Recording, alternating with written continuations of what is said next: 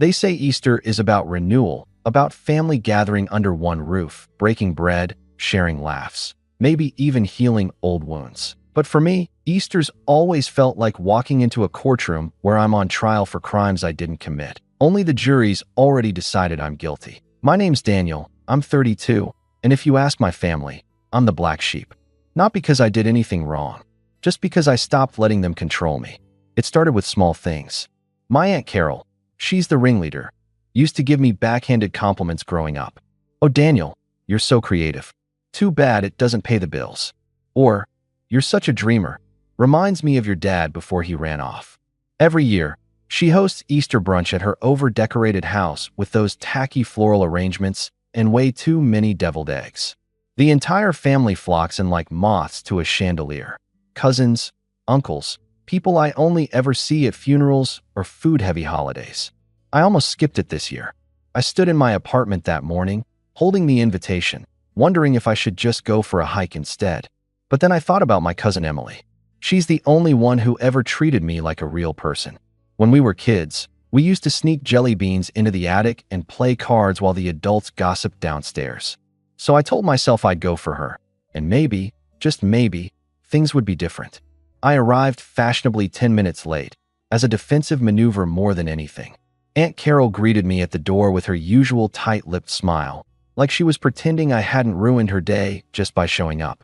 "Daniel," she said, air-kissing the side of my face. "Didn't expect you to make it. Thought you'd be busy with one of your projects." "Nice to see you too, Carol," I replied, letting her subtle jab roll off my shoulders. The dining room looked like an Instagram nightmare. Pastel everything, bunny-shaped napkin holders, and those sugar-coated marshmallow chicks staring into your soul. I spotted Emily near the window and made a beeline for her. She gave me a real hug, tight, warm, genuine, and whispered, "Brace yourself. They're in rare form today." Halfway through the meal, I found out what she meant. We'd just finished passing around the glazed ham when Aunt Carol stood up, tapped her crystal glass with a spoon, and said with theatrical cheer, "Family, I have a little announcement." I knew that tone. It was the same one she used when she told everyone she was finally retiring from her position as vice principal, even though everyone knew the school board had nudged her out. The room quieted, some chuckles rippling from the younger cousins who thought they were in for a fun surprise. "We took a vote," she said, pausing like she was delivering a punchline. "And you're out of the will, Daniel." Laughter, not from everyone, but enough that I felt that warm flush crawl up my neck. I looked around. Uncle Greg was smirking into his mimosa. My cousin Jake tried to hide his snort with a napkin. Even my own mother gave a forced laugh, the kind that said, "Don't make a scene." I caught Emily's eye. Her smile had vanished. She looked like she wanted to throw her water glass. I felt the old familiar cocktail of emotions surge up. Humiliation, anger, that hollow ache in your chest when you realize your presence is more of a punchline than a welcome. But this time, I didn't shrink. I didn't play it off or look away. Instead, I reached into my bag, pulled out a thick white envelope, and said, calm and clear, "Good thing I brought my own." The laughter stopped. Just like that. I didn't raise my voice. I didn't stand. I just slid the envelope across the table toward Emily, who looked at me with wide, confused eyes. She opened it slowly. Her hands trembled slightly as she read. I watched her face change in real time. Confusion, then disbelief, then something deeper. Her lip quivered, and then, without warning, she burst into tears. Aunt Carol's face went pale. "Emily," she asked, her voice suddenly shrill. "What is it? What did he give you?" Emily couldn't speak. She just turned the papers toward her mom. Aunt Carol leaned over, read one line, and staggered back like she'd been slapped. Her hand gripped the edge of the table for support. That's when the murmurs started. Chairs scraped. Heads turned. My Uncle Greg leaned forward, trying to catch a glimpse. My mother looked like she'd swallowed a lemon. Jake actually dropped his fork, and I just sat there, calm, quiet, watching the cracks form in the smug facade that had stood unchallenged my entire life. I didn't need to say anything. Not yet. I just let the silence do the talking. And then Aunt Carol looked at me, really looked at me, and whispered, "You didn't." I smiled. The same kind of smile she gave me every Easter. Tight, controlled, polite. And I said, "Oh, I did." Her hand went to her chest like she was feeling for her pearls. Except this time, there were none.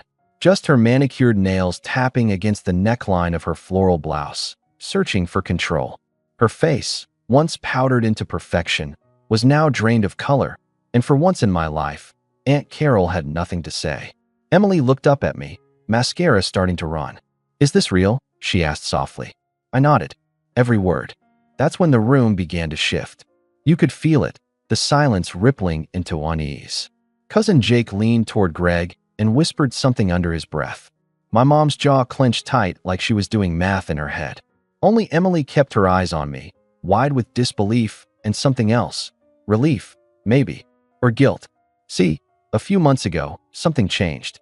My grandfather, Carol's father, had called me out of the blue. We hadn't spoken in years. He was 89, sharp as ever, and apparently in possession of a lot more money than people realized. He said he wanted to talk before the vultures start circling. I didn't expect much. Probably a guilt trip, maybe a lecture about family. But instead, he surprised me. "I've watched how they treat you," he said, "and I've kept quiet long enough. They think the inheritance is theirs by birthright, not by character. But you show up, even when they mock you, even when they don't deserve your kindness." I almost didn't believe him. But then he handed me a folder with legal documents and said, "I want you to decide where it goes when I'm gone." It was power, not just money, not just some old man's revenge fantasy. It was trust. He made me executor of the entire estate. Every cent, every property, every trust fund. And he'd already rewritten his will to reflect it. "Do what's fair," he said, "not what's expected." I hadn't told anyone. Not until now. Not until Aunt Carol decided to turn brunch into her personal roast. So that envelope? It wasn't just some dramatic flair. It was a photocopy of the will. Signed. Stamped. Legal. Emily had read the clause that mattered most. The one that confirmed I held the power to distribute everything. And that Aunt Carol, along with Greg, Jake, and a few others who had treated the rest of us like dirt for years, were explicitly removed from consideration based on their conduct. I didn't write the language. Grandpa did. But I wasn't going to argue with his honesty. Carol finally found her voice. "This is a joke. It's not legal. You forged this. This is fraud." "Nope," Emily said, wiping her eyes. "That's Uncle Robert's signature. I recognize it. I saw it 100 times growing up." "She's lying," Carol snapped. But Emily stood up, voice steady now. "You lied, Aunt Carol. For years. You made all of us believe we had no choice but to put up with your passive-aggressive garbage. You made Daniel the family punching bag just because he didn't grovel at your feet. And now you're shocked he's the one Grandpa trusted?" A murmur of agreement rolled through the table. I saw my cousin Sam, quiet, awkward Sam, nod. Even Uncle Greg looked unsure now, like he didn't know whose side to take. "You think you can just waltz in and take what's ours?" Carol hissed at me. "I'm not taking anything," I said, finally standing. "I'm honoring his wishes. And right now, I'm just letting you all know where you stand. You wanted me out of your will. Well, turns out, I'm the one holding the pen." Boom. The line landed like thunder. You could practically hear jaws hitting the floor. One of the younger cousins let out a nervous laugh, quickly silenced by his mom. My mother looked like she might pass out. Carol's hands trembled now. "This isn't over," she muttered.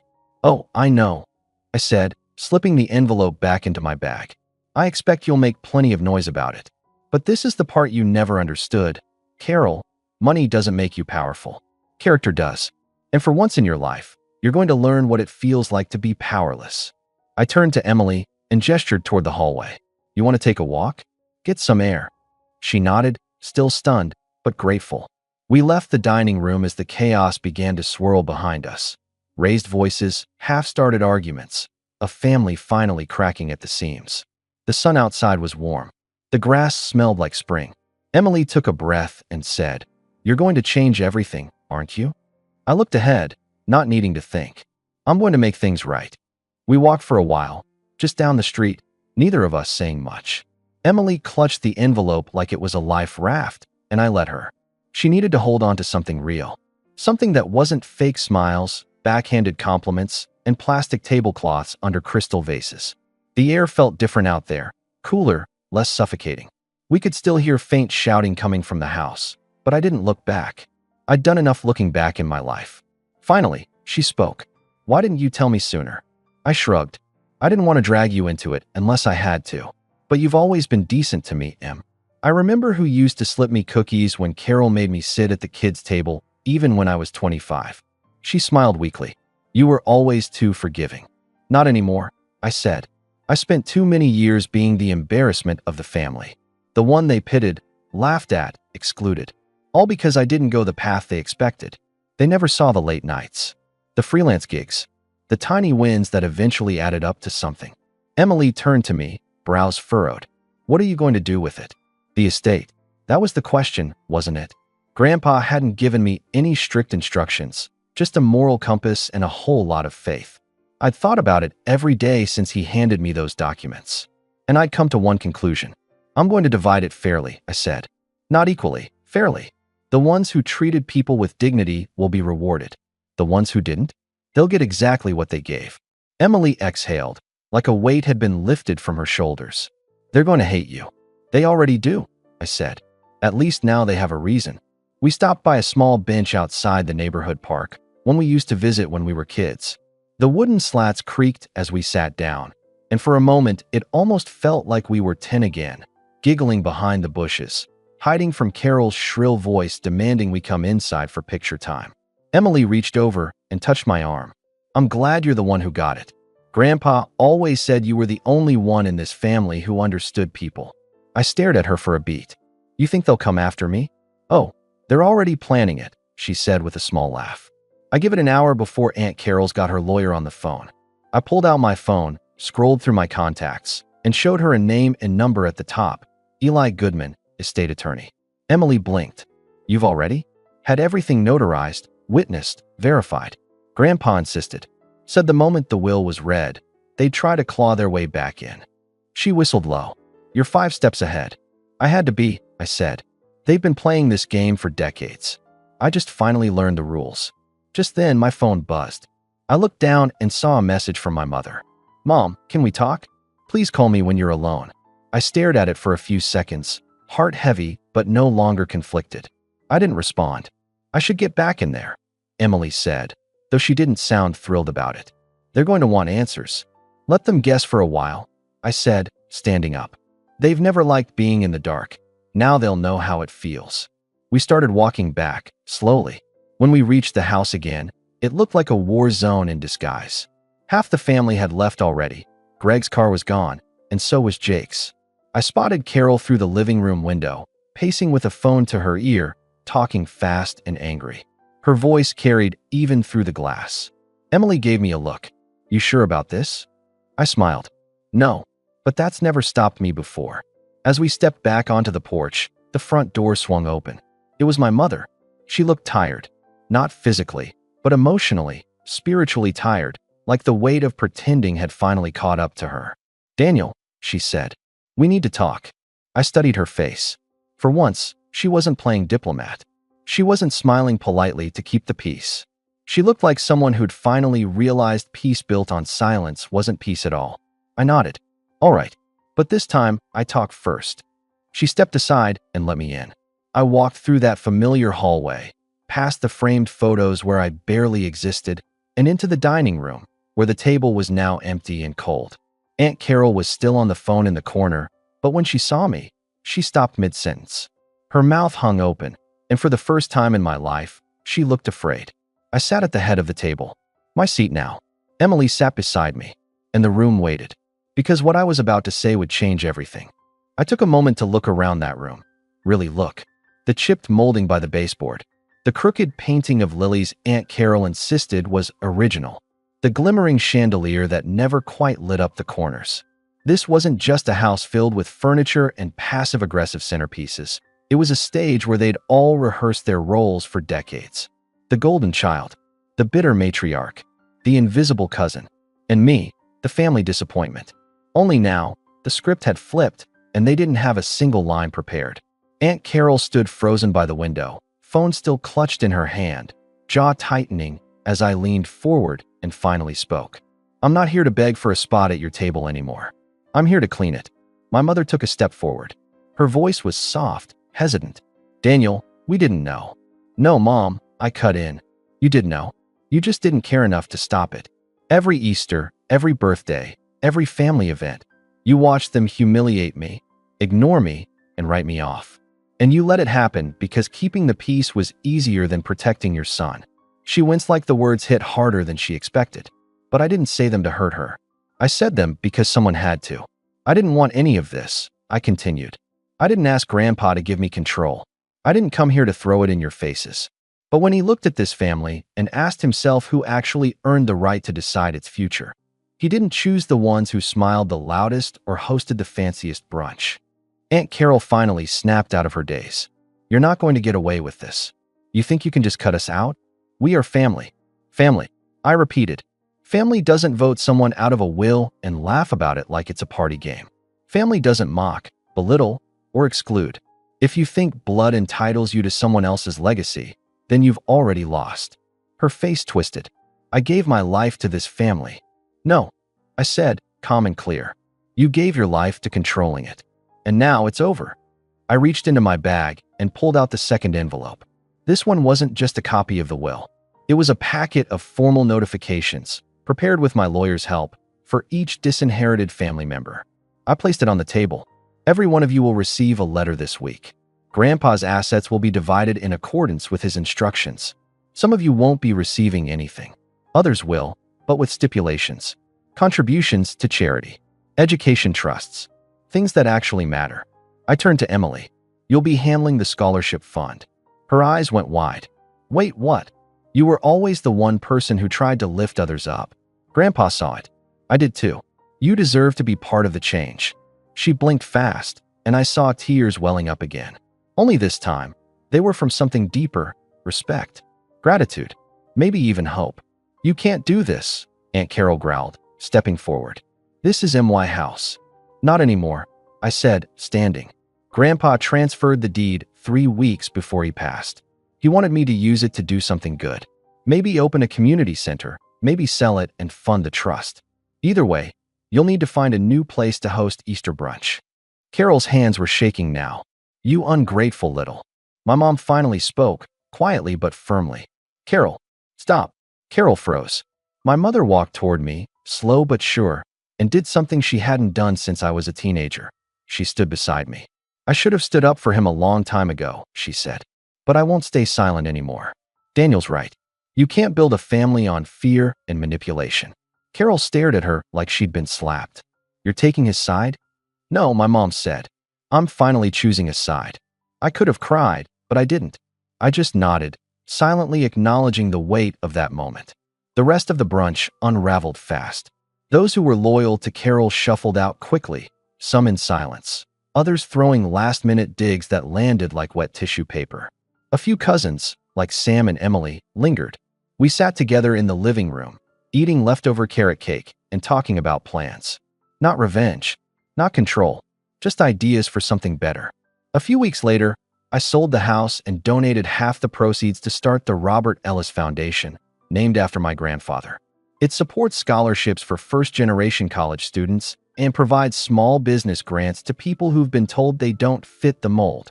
Emily runs it with me now. Carol tried to contest the will, of course, but the documents were airtight. Her lawyer eventually stopped returning her calls. As for my mom, she visits often now. We're not perfect, but we're trying. Sometimes healing looks like hard conversations over lukewarm coffee, but at least it's real. This year, Easter looked different. We hosted it in a rented hall, surrounded by laughter that didn't come with a side of judgment.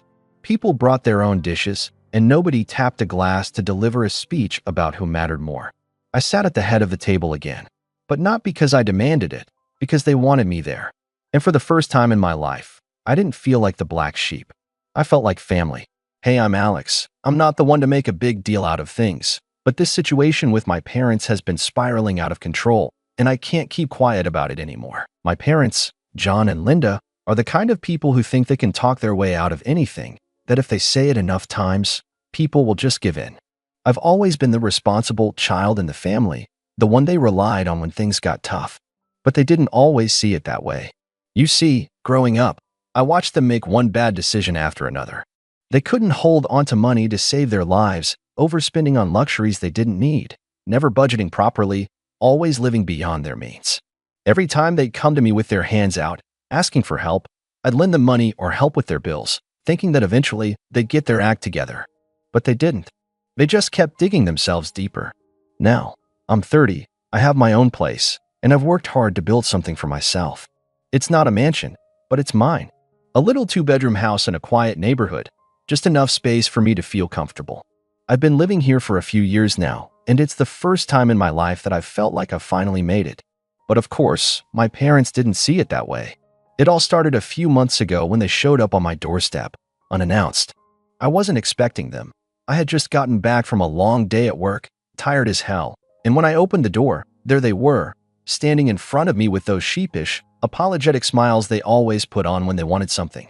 "Hey, Alex," my dad said, his voice a little more hesitant than usual. "We need to talk." "Yeah?" I asked, trying to mask the exhaustion in my voice. I didn't have time for another one of their help us out requests, but I could tell this was different. The look on their faces was serious. "Can we come in?" "We need to discuss something important," my mom added, a little too eagerly. I stepped aside, letting them into the living room, already bracing myself for whatever they had planned. I couldn't say no. I was always the one they turned to when things fell apart. But this time, something in my gut told me it wasn't going to be a simple request. We sat down, and the conversation started innocently enough. They tried to ease into it, talking about how hard things had been for them lately. It wasn't the first time they'd complained about financial struggles, but this time, it seemed different. "We've been going through a rough patch," my dad began. "You know how it is. The economy's been tough, and we made some bad decisions. But we're trying to fix it." I nodded, keeping my expression neutral. I didn't want to sound too cynical, but I'd heard this all before. There was always an excuse, always something that had caused their problems. Then, they dropped the bombshell. "We've been looking at our options, and we were hoping you could help us out." My mom looked at me with those puppy dog eyes that always made me feel guilty. "Alex, we're not asking for money this time. We need a place to stay." I blinked, caught off guard. "What? A place to stay? What do you mean?" My dad chimed in, his voice getting a little more desperate. "Our finances are completely shot, Alex. We can't keep up with the bills anymore, and we don't have anywhere else to go. We were thinking, maybe we could move in with you, just for a little while until we get back on our feet." I froze. My heart sank. They were asking me, no, demanding me to let them move into my home? I was speechless for a second. I could feel the weight of their words pressing down on me. This wasn't just about a temporary favor.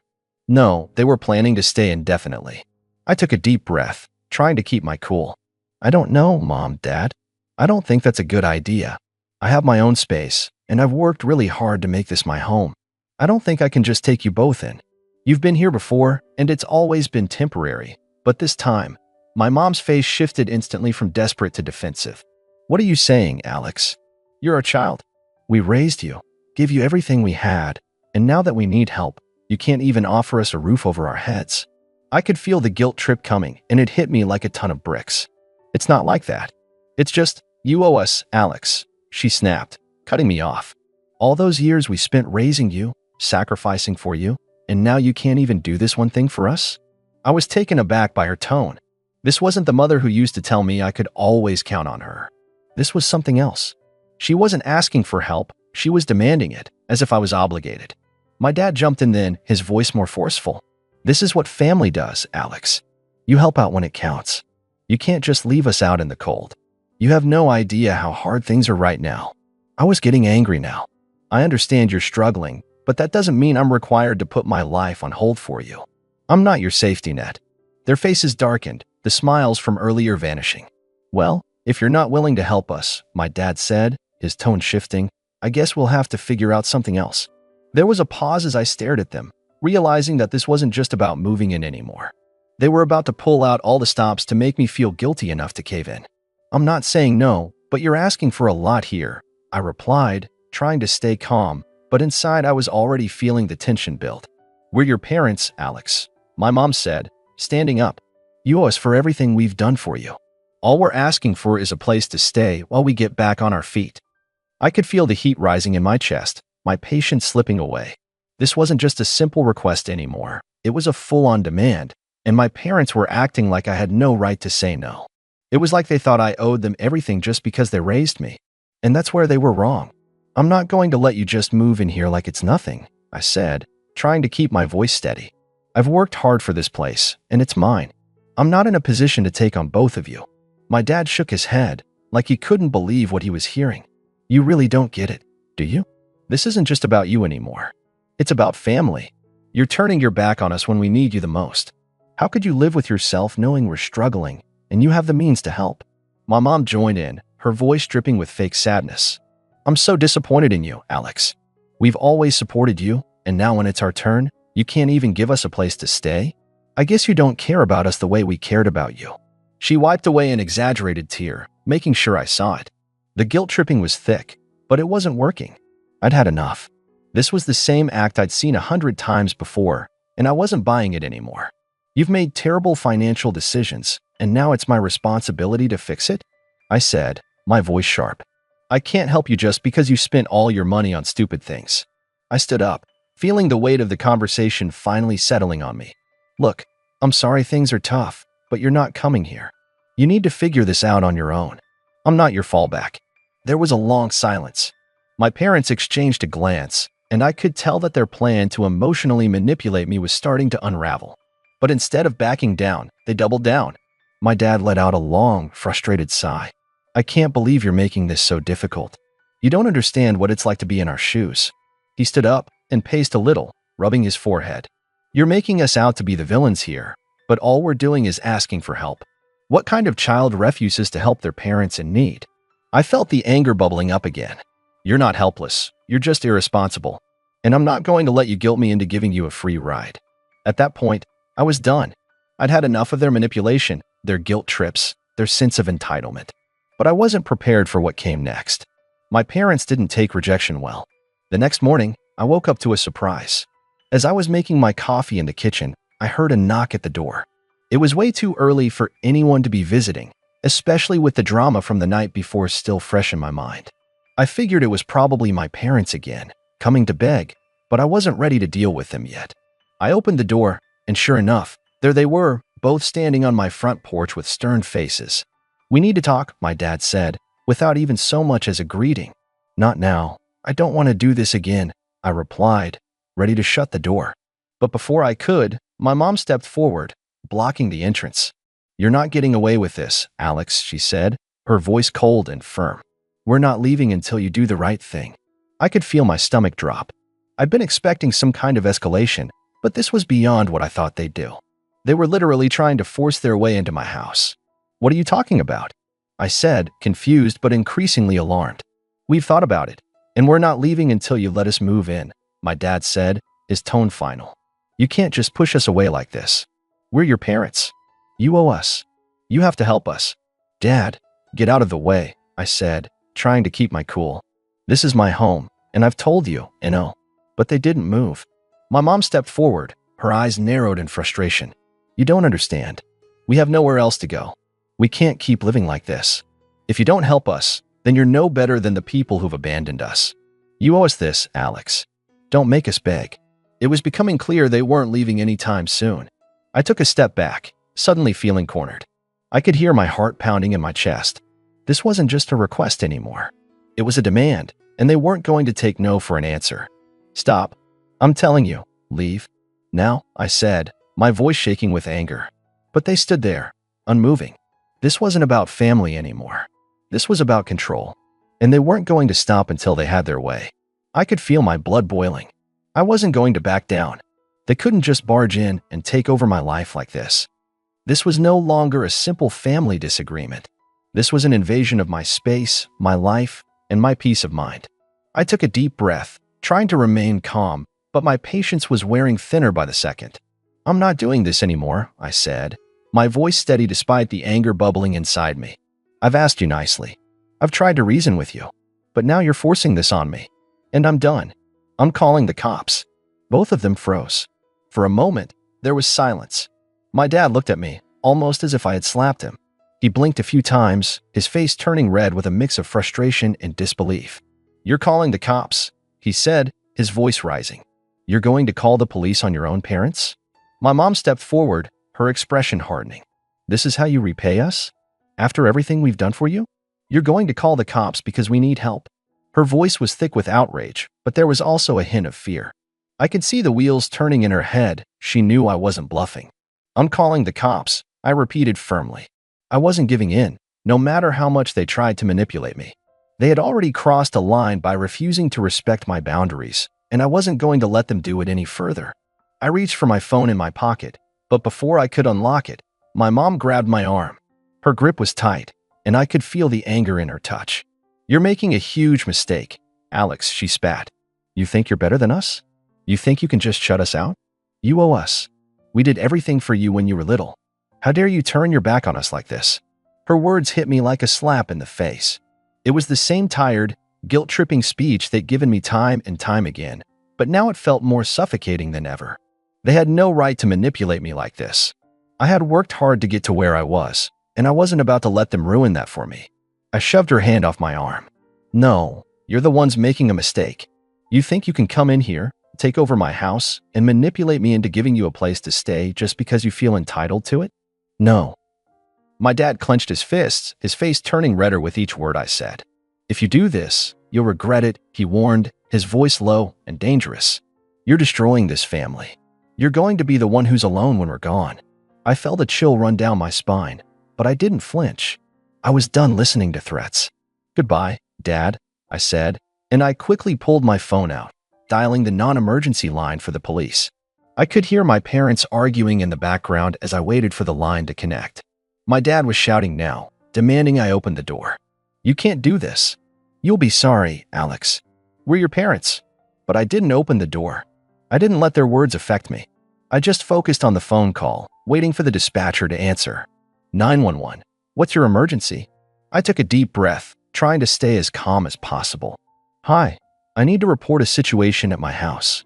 My parents are here, and they're trying to force their way into my home. They're making threats and refusing to leave. I've asked them to leave multiple times, and now they're being aggressive." The dispatcher's voice was professional and calm. "Okay, sir, I understand. We'll send someone to your location. Stay on the line, and do not open the door unless you're certain it's law enforcement." I thanked the dispatcher, hanging up just as I heard my dad pounding on the door. His voice was muffled, but I could hear the fury in his words. "You're going to regret this, Alex. You've just destroyed everything." But I was done. I wasn't going to give in to their manipulation anymore. I backed away from the door and took a few steps into the living room, my mind racing. I couldn't believe this was happening.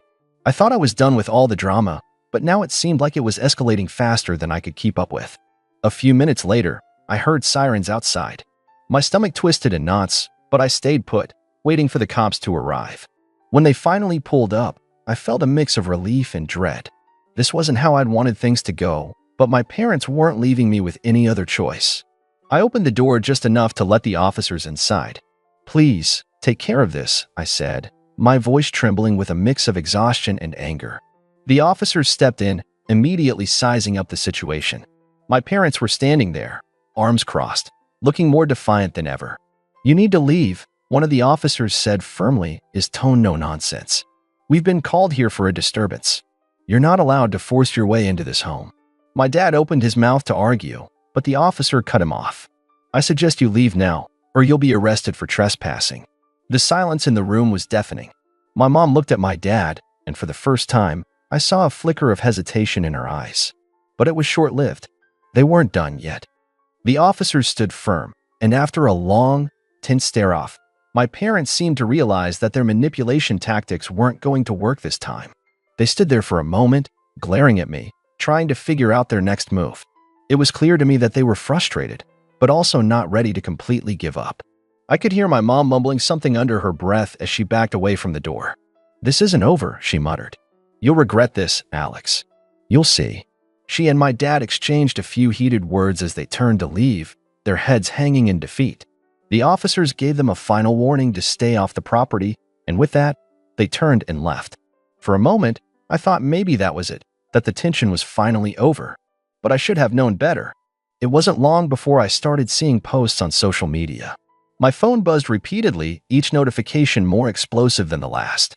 First, there was a post from my mom. Her profile picture was of our whole family when we were still close. She had a way of using old photos to tug at heartstrings. "So disappointed in my son today. I've given him everything, and this is how he repays me? I'm just a mother who's always been there for him. Is this the kind of child he's going to be? A selfish one? I don't know how he can sleep at night knowing he's throwing his own parents out on the street. The post had barely been up for a few minutes before the comments started rolling in. My mom's friends, a lot of them from her church group, chimed in with their sympathy. Such a shame, Alex. You were raised better than this, one comment read. Another one said, You're in my thoughts, Karen. A mother deserves better than this. Then, my dad posted something too. His tone was much more direct. I raised that kid. I put a roof over his head, fed him, worked day and night to give him everything he has. And this is how he treats me? He'll come crawling back when he realizes what he's done. But I'm not sure I'll be here when he does. I felt the sting of his words, but it was nothing compared to the anger that followed. My phone started lighting up with messages. My siblings were texting me, asking what the hell was going on. My sister, Mia, was the first to reach out. Alex, is everything okay? She asked. What's with all the posts from Mom and Dad? I've never seen them this upset. I ran my hands through my hair, trying to think of how to explain without sounding defensive. Mia, they're lying. They're trying to make me look like the bad guy because I won't let them move into my house. They've done this before, manipulating me, using guilt to get what they want. I've had enough. She responded almost immediately, but don't you think you should be helping them? You know, they did do a lot for you when you were younger. I get that they're asking a lot, but they're your parents. I stared at the message, my mind racing. I had already tried explaining to her, but I could tell it wasn't sinking in. I needed to talk to her face to face, but my parents had made their move online, spreading their narrative across every platform they could. As if on cue, my phone buzzed again, this time with a message from my aunt. She was one of the more reasonable people in the family. Alex, I don't want to take sides, but I'm seeing these posts from your parents. It's hard to ignore. You've always been so independent, but don't you think it's a little harsh to throw them out like that? Are you sure there's no way you can work something out? I let out a frustrated sigh. This was the last thing I needed right now. My parents had turned to social media to get the family involved, to pit them against me. They were making me look like the villain to everyone who would listen. I sat back down on the couch, rubbing my temples. I had to do something. I couldn't just let them spin this narrative without giving my side of the story. But what could I do? If I responded directly, I would just be playing into their game. If I stayed silent, the narrative would grow, and I'd be left trying to clean up the mess later. I stared at my phone, deciding I'd play it their way. I'd let them keep posting their angry rants online for now. But I knew this wasn't going to end until I made sure my side was heard too. The phone rang again, this time with a call from Mia. Her voice was tight when I picked up. Alex, I don't know what's going on, but this is starting to look bad. People are starting to side with them. They're telling everyone you're being cruel.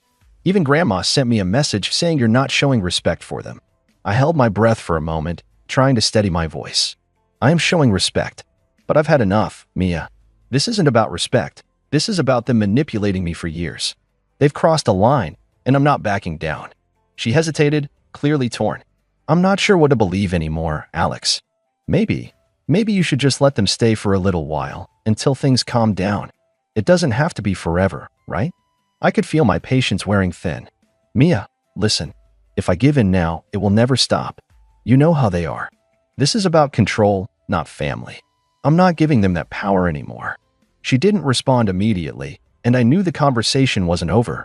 But in that moment, I felt a surge of clarity. I couldn't let my parents' social media posts determine my life. I would take control of my own narrative, one way or another. The notifications kept flooding in as I scrolled through my phone, but I knew that now wasn't the time to reply. I would make my stand, but on my terms. And soon, my parents would see that they couldn't manipulate me anymore. As the night wore on, I continued to watch as my parents flooded social media with their posts, trying to paint me as the villain. They posted pictures of themselves looking miserable, making passive-aggressive comments about how their son has abandoned them, trying to gather sympathy from anyone who would listen. I had had enough. I'd given them more than enough chances over the years to show that they could respect my boundaries, and they had continuously trampled over them. I wasn't going to let this cycle continue. Not now. Not ever. The next day, I sat down and composed my response. I didn't care if it was going to upset some people. It was time to set the record straight. I took a deep breath and started typing. Let's set the record straight. Yes, I asked my parents not to move in. Why? Because they've repeatedly taken advantage of my kindness, made poor financial decisions, and always expected me to bail them out. I've given them my time, my money, and my patience for years. But the line was crossed when they tried to manipulate me into taking them in again, without ever changing their behavior. The truth is, it's not about helping them. It's about control. I've been working hard to build my own life, and I'm not going to let them undo everything just because they feel entitled to my success. This is not about disrespect, but about boundaries. I have a right to say no, and I'm not apologizing for it. To anyone who feels differently, maybe it's time you asked yourself why you're supporting this kind of behavior. I hesitated for a moment, but then hit post. Within minutes, comments started to roll in. Some of my family members, the ones who didn't know the full story, began posting their support for my parents.